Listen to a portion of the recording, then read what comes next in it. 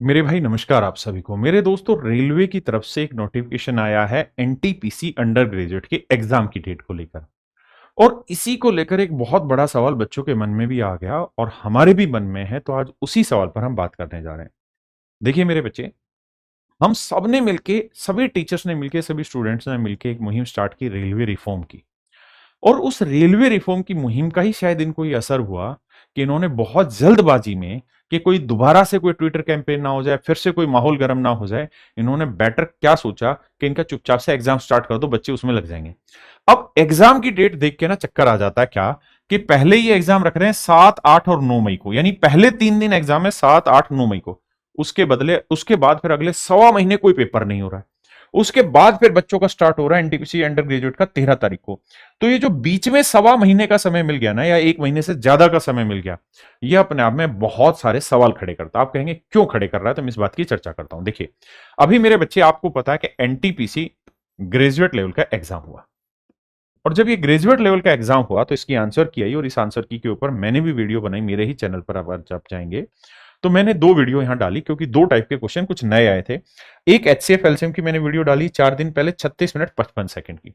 और मैं देखकर हैरान हो गया इस बात को कि एचसीएफ एलसीएम का एक बिल्कुल थोड़ा नया टाइप का क्वेश्चन इन्होंने पूछा, लेकिन वही सेम क्वेश्चन डाटा बदल बदल के लगातार हर शिफ्ट में पूछा गया।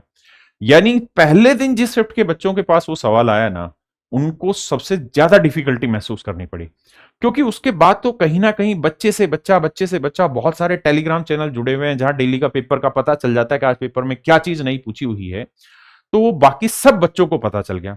और एक बार ये पता चल जाए कि क्या चीज नई आई है, तो बाद की शिफ्ट वालों के लिए तो बहुत आसान हो जाता है उसको सोल्व कर लेना। क्यों? क्योंकि रेलवे की हालत ये है, और मैं ये कह रहा हूं कि कोई बहुत बड़ी बुरी चीज भी नहीं है, क्योंकि बाद में फिर बहुत सारे दावे आते हैं कि भाई हम कैसे एनालिसिस करें कि कौन सा पेपर मुश्किल है, कौन सा आसान है, बड़ा डिफिकल्ट होता है। तो ये लोग क्या कर रहे हैं कि बस एक नई कॉन्सेप्ट उठाया, उस कॉन्सेप्ट पे पहली शिफ्ट में जो सवाल है ना, उसी कॉन्सेप्ट पे आखिरी शिफ्ट तक, आखिरी दिन तक रोज सवाल आ रहे हैं। सिर्फ और सिर्फ डाटा बदल रहा है। तो अगर पहली शिफ्ट का क्वेश्चन बच्चे को पता चल जाए, तो उसके बाद वाली शिफ्ट वाले बच्चों के लिए तो मतलब ये समझिए कि हलवा चीज हो गई, वो 1 सेकंड का होगा। इसी तरीके से मेरे बच्चे, इन्होंने एक प्रॉफिट एंड लॉस का भी अलग से सवाल दिए थे, मतलब ठीक से सवाल बना के दिए। तो मैंने उसको 16 मिनट 33 सेकंड की एक वीडियो बना के समझाया, एनटीपीसी 2026 ग्रेजुएट लेवल पे जो एग्जाम आया था। सच बात यह कि जिस बच्चे ने उस टाइप के क्वेश्चन कर लिए, उसके बाद की शिफ्ट वालों के लिए वो सवाल कुछ है ही नहीं। तो यही लड़ाई यहां दोबारा आकर खड़ी होती है कि अगर जो 7, 8 और 9 मई को जिन बच्चों का पेपर होगा, उनके लिए तो बिल्कुल पहला अटेम्प्ट होगा। उनके लिए तो जो भी नई टाइप के क्वेश्चन आएंगे, वो उनको तो सबसे पहले फेस करने होंगे। लेकिन 7, 8, 9 मई के बाद पूरा 1 महीने से ज्यादा का गैप होगा, और 1 महीने से ज्यादा के गैप में आप क्वेश्चन को रख नहीं पाते। यहां तक कि रजनीकांत जैसे लोग भी सुप्रीम कोर्ट गए हैं कि उनकी फिल्म की डुप्लीकेट कॉपी फिल्म रिलीज होने से पहले आ गई। तो आप सोचिए, जो कुछ लोगों में सीमित थी, वो पूरे इंडिया में फैल चुकी है। तो ये एग्जाम 7, 8, 9, इसको तो देने ही बहुत सारे बच्चे जा रहे होंगे। तो क्या वो बच्चे ये क्वेश्चन एक्सप्लेन नहीं कर जाएंगे बाकी बच्चों को? तो जो अगला 1 महीने का समय मिलेगा, उसमें जो बाद वाली शिफ्टें हैं, उनके लिए तो समझिए चमत्कार हो जाएगा, बिल्कुल आसान पेपर हो जाएगा। और जो भाई ये सोच रहा है कि नॉर्मलाइजेशन से इससे बचा जा सकता है, तो मेरे भाई, नॉर्मलाइजेशन आपको 1 1 महीने के गैप को कवर नहीं करके देगा। आपको ये बात समझनी होगी। दूसरी चीज ये है कि आपको ये बात समझनी होगी कि अगर किसी टाइप के क्वेश्चन पहले आ चुके हैं, तो उस क्वेश्चन को करने में 2 मिनट भी लग सकता है, लेकिन बाद में सेम ही टाइप का क्वेश्चन होगा, तो आप 2 सेकंड में उस क्वेश्चन को कवर कर लेंगे। तो वहां नॉर्मलाइजेशन कवर नहीं कर पाएगी चीजों की।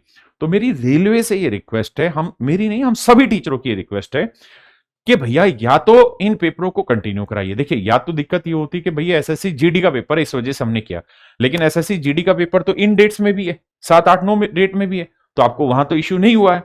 या फिर क्या करिए, अगर ऐसा कोई इश्यू है, जीडी की डेट का कोई इश्यू है, तो आपको अपने एग्जाम की डेट पहले से डिसाइड करनी चाहिए थी, ताकि आप पहले से अपने स्लॉट बुकिंग करवा लेते।